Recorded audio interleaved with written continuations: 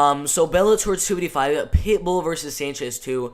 The main event, obviously Patricio Pitbull, Emmanuel Sanchez. We have Newman, Gracie, Jason Jackson, Kana Watanabe, and Alejandra Lara. We have Usman Nurmagomedov, an absolute beast right here, and then Mike Hamill. That's going to be an absolute domination. We have Tyrell Fortune and Jack May in their rematch right there. We have Roger Huerta, Chris Gonzalez, Roman Feraldo, and Trevor Woodie. We have Mando Nalo and Ricardo Seixas. Magomedov, 17 wins and 1 loss. This man is the only person to legit beat Petr Yan. And he's 1-1 with Petr Yan, which is very impressive right there. He's fighting CJ Hamilton. We have Fabio Aguilar versus Khalid Murtazaliev. We have Mohamed Berkamov and Herman Torrado. And then Jordan Newman and Boussik. A lot of really good fight cards on Bellator 255. But we're going to get started with the first fight on Bellator 255, Jordan Newman and Boussik. So Jordan Newman and Boussik. This fight is a middleweight fight. Jordan Newman, you guys can see right here, this picture pretty much sums up his career so far. He definitely is going to look to get the fight to the ground, try to get a TKO or a submission. His last fight was really impressive, got the fight down really fast, landed a lot of good ground and pound shots on Riley Myler, and got the first round TKO win, due to a lot of hammer fist shots. Got a decision win right here over Joseph Holmes, and a third round knockout win right here. He's going to get the fight to the ground, he's going to try to get the TKO. Doesn't have really the best submission skills. I think right now, at the time of his career right now, he's going to look to get the TKO. He's going to look to win the fight by unanimous decision. I don't really think he's going to go for a submission. I think he's going to go for another TKO win in the fight. But Boussik, 2 wins and 1 loss. No fights inside of Bellator. First round submission win, second round knockout win. Lost 1 fight to Tyrell Fortune by unanimous decision. Fought Cody Kelly, fought Tyree Johnson. Submission win. We don't really know much about him. I've only seen that 1 fight with Tyrell Fortune. I watched that fight, and he got taken down so fast by Tyrell Fortune, and he got dominated in the fight. I believe it was like a 30-26 unanimous decision for Tyrell Fortune in the fight, and you guys already know, Tyrell Fortune goes out there and tries to get the takedown as soon as possible, get on top of his opponents, and get a TKO. That is basically what Tyrell Fortune likes to do, and that is exactly what Jordan Newman likes to do in his fights. So I think there's a very big possibility we see a finish from Jordan Newman in the fight. Not really sure what the betting odds for this fight are. Let's see if we can find the betting odds. Minus 350 for Jordan Newman, and then plus 275. So he's a pretty big favorite over Boussik in the fight. I think there's a very big possibility we see Jordan Newman get a finish in the fight. But I think this one is going to go all the way, and have Jordan Newman winning the fight by unanimous decision. After that, this one I 100% expect to see a finish in this fight. Mohamed Berkamov and Herman Torrado. Coming up with 2 straight losses inside of the PFL. He's 31 years old, 15 wins, 5 losses, and 1 draw. First round submission loss to Magomedov, and then Jake Shields by unanimous decision. Has a lot of submissions on his record, 6 submission wins and 8 knockout wins. Only 1 win going all the way by unanimous decision. 2 submission losses and 3 decision losses. His opponent in absolute beast, Mohamed Berkamov, 14 wins and 1 loss. I'm going to say it right now, the Russians on this fight card are absolute beasts. Mohamed Berkamov, Khalid Murtazaliev, Magomedov, Usman Nurmagomedov. I mean, all the Russians on this fight card are absolute beasts. And that goes with Mohamed Berkamov, 14 wins and 1 loss. If you look at how this man wins his fights, 9 submission wins, 2 knockout wins, and 3 decision wins. Let's see right here. First knockout win, first round submission win, second round submission win, second round knockout win, and decision win. And then joining inside of Bellator here in 2021. After a year and a half or around 2 years of layoffs since his last fight. Let's see. 1.5 years since his last fight, but man, this man has a really good armbar submission, has really good power in his hands, finishes pretty much every single one of his fights, and the same thing goes with Herman Torrado. They both love to finish their fights. These tablet predictions, 94% going for Berkamov to win the fight, mainly by submission, and a lot of people have him win the fight by unanimous decision. Either Herman Torrado is going to win the fight by KO, TKO, or Mohamed Berkamov is going to get an armbar submission win in the first or second round, and Mohamed Berkamov is just an absolute beast. I'm 100% going with Mohamed Berkamov to win the fight by submission, by armbar submission in the first or second round. After that, we have 2 guys that have a lot of power in their hands. Fabio Aguilar and Khalid Murtazaliev. Khalid Murtazaliev, 14 wins and 2 losses. I'm going to say it right now, the man has a lot of power. 12 knockout wins and 2 decision wins. First knockout, second round knockout, first knockout, second round knockout. I mean, god dang. First knockout win.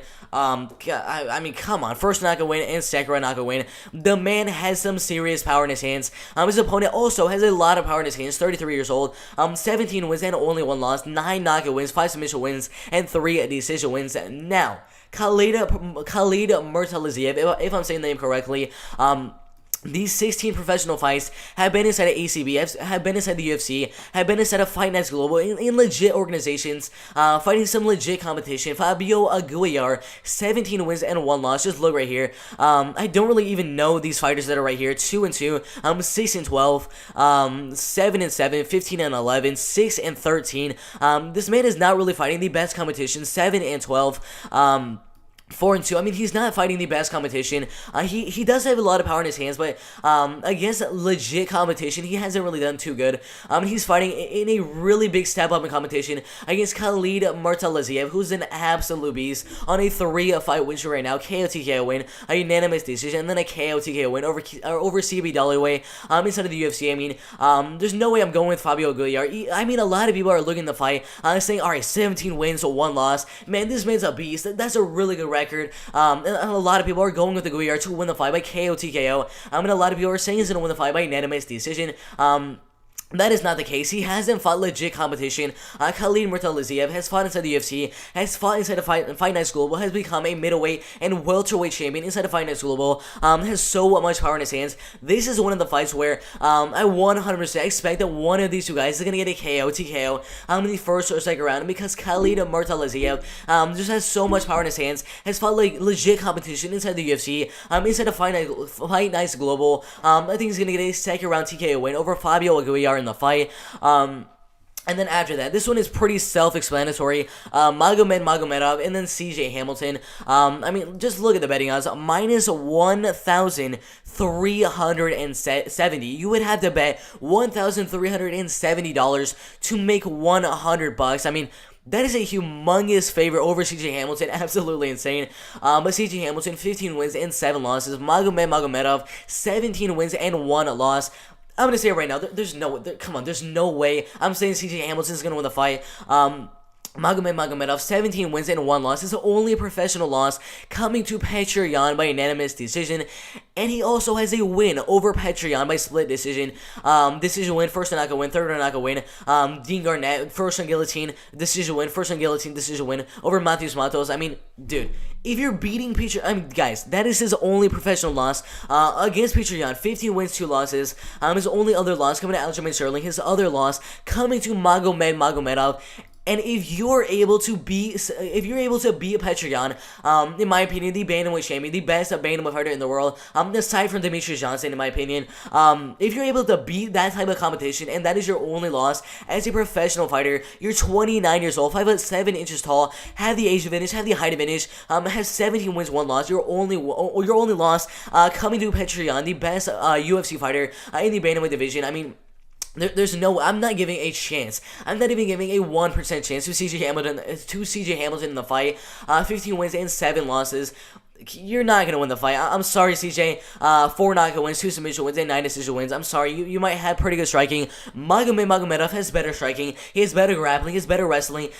He has better kickboxing. I mean, wherever the fight goes, if you're able to beat Petr Yan, have a record of 17 wins and 1 loss. I mean, dude, Magomedov is going to win the fight by finish in the first or second round. I'm not really sure if he's going to get a TKO, if he's going to get a knockout, if he's going to get the submission. I just know he's going to finish the fight in the first or second round. And then we have Nalo and Ricardo Seixas. This fight is a lightweight fight. So Mando Nalo is minus 260 as the moderate favorite to win the fight. 31 years old, 6 foot tall, 75-inch reach. That is the main thing I'm looking at right here. Ricardo Seixas, 5 foot 8 inches tall, a 4-inch height advantage there, and has a reach of 73.5 inches, a 1.5-inch reach advantage for Mando Nalo in the fight. He has 7 wins and 1 loss. Every single one of his wins and losses have not gone all the way. Every single one of them being a finish. 3 knockout wins and 4 submission wins, and that 1 loss coming by KO TKO. Ricardo Seixas at 9 wins and 2 losses, 3 knockout wins, 5 submission wins, and 1 decision win. I think this fight is more of a striker versus grappler fight. Mendo Nalo has been seen to kind of keep the fight on the feet, defend the takedowns, keep the fight on the feet for the most part in his fights. Try to get the knockout or the TKO in the fight. Ricardo Stasis is probably going to try to get the fight to the ground, try to get takedown, submission, ground and pound. That is his main game plan in the fight, but Mendo Nalo has really good takedown defense, really good submission defense, and even if Ricardo Stasis can get the fight to the ground, get on top of Mendo Nalo, he can get the fight back up on the feet really easily. And get the fight back on the feet where he has the advantage. Look, 84% saying he's gonna win the fight by KO TKO. I think it's very likely we see a KO TKO, considering that Ricardo Seixas' only 2 professional losses, coming to Jacob Rosales and then Christian Aguilera, are both coming by KO and TKO. So I think this fight has a very big possibility for Mendo Nilo winning the fight by KO TKO. So my prediction for this fight is Mendo Nilo to win the fight by first or second round TKO. If the fight goes past the first and second round in the fight, he's gonna win the fight by unanimous decision. And then after that, Roman Feraldo and Trevor Woodie. I was really surprised for Trevor Woodie's last fight, 2 wins and 1 loss. His last fight against crony Gracie, I mean, wow. I mean, he was a minus 655, humongous underdog in the fight. He's really tall, 6'7" inches tall, has a reach of 76.5 inches, a very tall fighter for this division right here. Roman Feraldo, 4 wins and 0 losses, finishes every single one of his fights. Second round knockout win, first round knockout win, second round knockout win as an amateur, first round knockout win. I mean, the Roman Feraldo has so much power in his hands. Trevor Woodie really surprised me in this last fight, being a 6-1 underdog over Corona Gracie and still winning the fight by third round knockout. I was really surprised for that one. But Roman Feraldo and Trevor Woodie both have a lot of power in their hands. Most of both fighters' wins are coming by KO and TKO in the first or second round. But Roman Feraldo, the man has so much power. His really good takedown defense, his really good submission defense. If he keeps the fight on the feet, he's probably going to do the exact same thing he's been doing in his last couple of fights. Second round flying knee win, first round knockout win, and second round knockout win. I think 100% one of these 2 guys is going to get a finish in the fight, and I think that man is going to be Roman Feraldo by first or second round TKO. So my prediction for this welterweight fight, with a guy that's literally 6'7" inches tall. I mean, that is crazy. 170 pounds, being 6'7" inches tall. That is absolutely insane. But I'm going with the Roman Feraldo to win the fight by KO TKO in the first or second round. Then we have the last prelim, Roger Huerta and Chris Gonzalez. I watched a couple of Chris Gonzalez last couple of fights. The man has a really good Greco-Roman wrestling. I believe he has a black belt in Greco-Roman wrestling. Most of these fights not being finished, just 1 submission win right here, and then 4 decision wins right here. Every single one of his fights, he just kind of keeps the fight on the feet. 1 minute into the round, he goes for takedown, gets the fight in the clinch, goes for takedown, over and over again. Goes for some ground and pound. Every now and then goes for some submissions in his fights, but that is his main way of winning his fights. Gets the fight on the ground, uses Greco-Roman wrestling to get the fight on the ground and try to get some ground and pound, try to get some control time, go for some submissions. And then we have Roger Huerta, 24 wins, 12 losses, and 1 draw. Not really doing too good in his last couple of fights. He is 37 years old, 3-fight losing streak to Patricio Pitbull, Sidney Outlaw, and then Benson Henderson by second round submission, second round knockout, and unanimous decision. I mean, we don't really need to look at all those other fights right there. Chris Gonzalez just has a really good wrestling. I think he's going to get the fight to the ground as soon as possible in the fight. Get the fight down, get a lot of ground and pound, get a lot of control time, go for some submissions. We could see a TKO, we could see a submission from Chris Gonzalez in the fight, but in his last 4 fights inside of Bellator, he hasn't really been able to finish his fights, so I think this one's going to go all the way, and Chris Gonzalez is going to win the fight and become 6-0 as a professional MMA fighter in the lightweight division, and win this fight by 30-27 unanimous decision.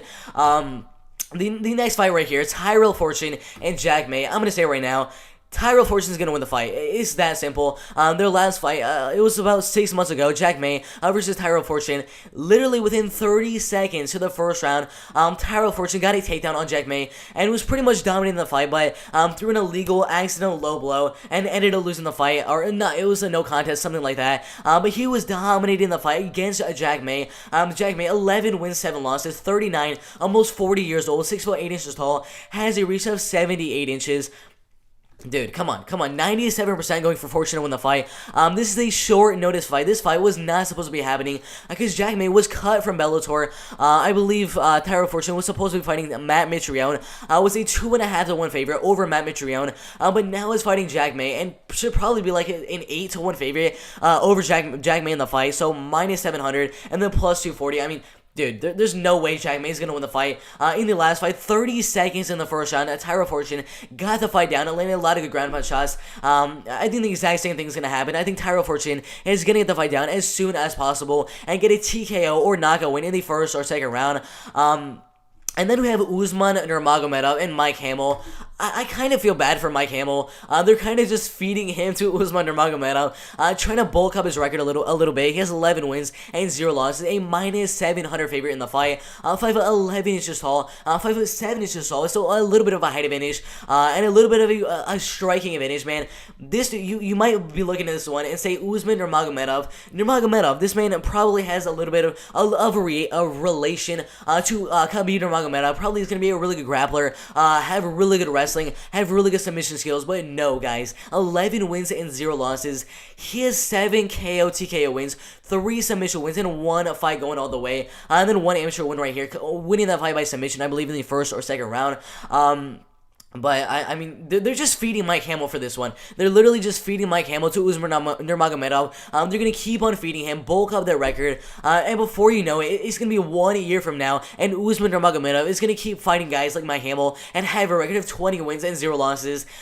He's just going to be a dominant force to be reckoned with inside of the UFC, or inside of Bellator. This is his first fight inside of Bellator. I honestly think they're just feeding Mike Hamill, who has 7 wins and 4 losses.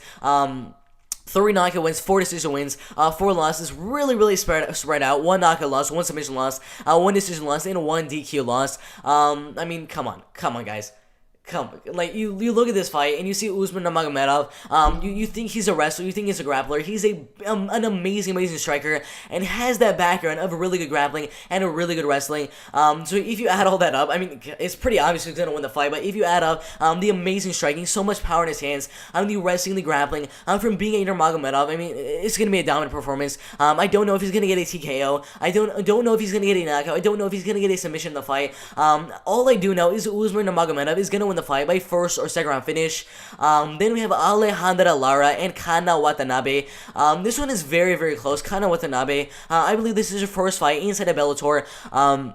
9 wins, 0 losses, and 1 draw. Sorry, second fight inside of Bellator. Her last fight, she won by TKO in the first or second round. She's 32.5 years old, 5'6" inches tall, and has a reach of 66 inches. Alejandra Lara, 5'7" inches tall, a little height advantage there, and has a reach of 69 inches. 26.5 years old. Her only 2 losses inside of Bellator, coming to absolute beast in Lima Lake McFarland and Juliana Vasquez. There are other losses coming to Bina Mazo. I mean, dude, those are her only losses as a professional fighter. Juliana Vasquez, the current Bellator flyweight champion. Lima Lake McFarland had like 4 or 5 title defenses as a flyweight champion. And then Sabina Manzo, who's inside of the UFC right now. Those are her only losses. And guess what, guys? Against Juliana Vasquez, the current flyweight champion inside of Bellator. She ended up losing the fight by split decision in a really close fight, defending the submissions, keeping the fight on the feet for the most part, and winning or losing the fight by split decision. After those 2 losses, she got a TKO win and then a unanimous decision win. I think this fight between Kana Watanabe and Alejandra Lara is going to go all the way. I think both fighters had pretty good striking, had pretty good grappling. I think I'd give the striking advantage to Alejandra Lara because she does have the reach advantage, she does have the height advantage, and because, I mean, she was able to defend the submissions from Juliana Vasquez. Who, I mean, look at this right here, 11 wins, 0 losses, submission win. I mean, she's a really good submission artist, has a lot of submission wins. Juliana Vasquez is an absolute beast, but she defended those submissions, kept the fight on the feet for the most part, and lost the fight by split decision. I think this fight is going to stay on the feet, and even though 78% are going for Watanabe to win the fight, mainly by unanimous decision, I'm going to be going with Alejandra Lara to win the fight, probably by 29-28 unanimous decision, keeping the fight on the feet. I think the fight on the feet is going to be really close. Alejandra Lara has really good kickboxing, has really good Muay Thai, has really good boxing, and I think she's going to keep the fight on the feet and win the fight by unanimous decision, 29-28 on all judges' scorecards. And then after that, we have a 50-50 fight according to the betting odds. Minus 110, minus 110, minus 110, minus 110, minus 106, minus 121. I mean, this is a really, really close fight. If you look at the betting odds for every single one of these, let's see right here. Minus 112 for Jason Jackson, and then minus 111 for Newman Gracie. Literally a 50-50 fight right here. If you're looking at this fight, it's basically, do you think that Newman Gracie is going to get the fight to the ground? If he can get the fight to the ground, Newman Gracie is going to win the fight. If Jason Jackson can defend the takedowns, he's going to win the fight. It's really just, do you think he's going to get the fight to the ground? And do you think he's going to keep the fight on the feet? That is basically the thing you're going to have to be looking for this fight, because Newman Gracie has 9 submissions on his record. If he gets you down, he's going to submit you. He has a lot of submissions on his record. 32 wins, 9 submissions, and 1 decision win. No knockouts on his record. Jason Jackson, 13 wins and 4 losses. 4 knockout wins, 3 submission wins, and 7 decision wins. I think if Jason Jackson is going to win the fight, it would be by unanimous decision. And then if Newman Gracie were to win the fight, it would be by submission in the first or second round. Again, it really depends on if you guys think that Newman Gracie is going to get the fight to the ground, or do you guys think that Jason Jackson will keep the fight on the feet. It's really a toss-up right now, because you never know till the fight happens. You know Newman Gracie has really good takedowns, has really good grappling, and you know Jason Jackson has pretty good pretty decent takedown defense and some pretty good submission defense. But I think overall Newman Gracie is gonna get the fight on the ground, get the fight to the ground in the first or second round. I think in the second round he's gonna latch on the back of Jason Jackson and getting a rear naked choke submission, maybe an armbar submission win, maybe a heel hook submission win. I mean, dude, there's no way of knowing how he's gonna get the win. Second round heel hook, 4th round rear naked, second round arm triangle, neck crank submission win, rear naked armbar submission win. I mean, you never know how Newman Gracie is gonna win his fights, but I think he always finds a way to win. I think he's gonna get the fight to the ground and win the fight by submission in the first or second round. But again, do not count out Jason Jackson. He has really good striking, and if he keeps the fight on the feet, he's gonna win the fight. But that fight's gonna be a really, really good co-main event. But I have Newman Gracie winning that fight by submission in the first or second round. And guys, we have made it to the main event.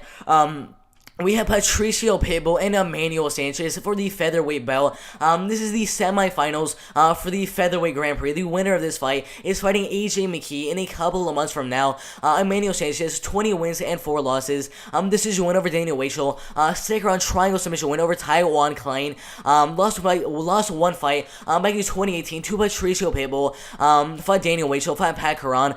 Beat Daniel Pineda, beat George Karakhanyan, beat Daniel Strauss, beat Sam Cecilia. He has a lot of good wins on his record. Most of his wins coming by submission, mainly on his back. He mainly wins his fights by submission due to an arm triangle choke, due to his triangle choke submission. That is his main way of winning his fights. But in his last fight, it was mainly a kickboxing, Muay Thai type of boxing fight against Daniel Weichel.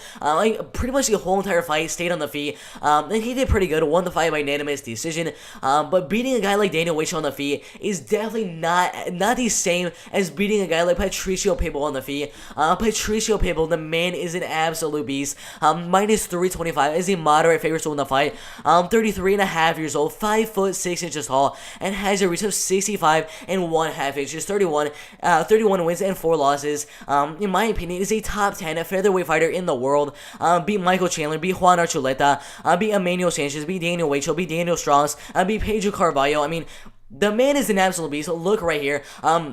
10 submission wins, 12 knockout and TKO wins, and 9 decision wins. Even though maybe Emmanuel Sanchez has pretty good submission skills, Patricio Pitbull also has a black belt in Brazilian Jiu-Jitsu, and if the fight goes to the ground, he's gonna win the fight on the ground as well. Has a nasty guillotine choke submission, as we saw against Daniel Strauss a couple of years ago. So I think the grappling is pretty even. The striking, obviously, I'm giving the edge to Patricio Pitbull. Has so much power in his hands. I think this one is going to be a finish in the 5-round main event for UFC 255. But I'm going with Patricio Pitbull to win the fight by first, second, or third round KO TKO. I mean, it's hard to guess which round one of these two guys is going to get the finish, but I'm guessing in one of the first 3 rounds, Patricio Pitbull is going to land a nice right hand and put Emmanuel Sanchez down, just like that right hand he landed against Pedro Carvalho. I think this is going to be an absolute domination. So I'm going with Patricio Pitbull to win the fight by KO TKO in one of the first 3 rounds. But yeah, those are my full card predictions for Bellator 255,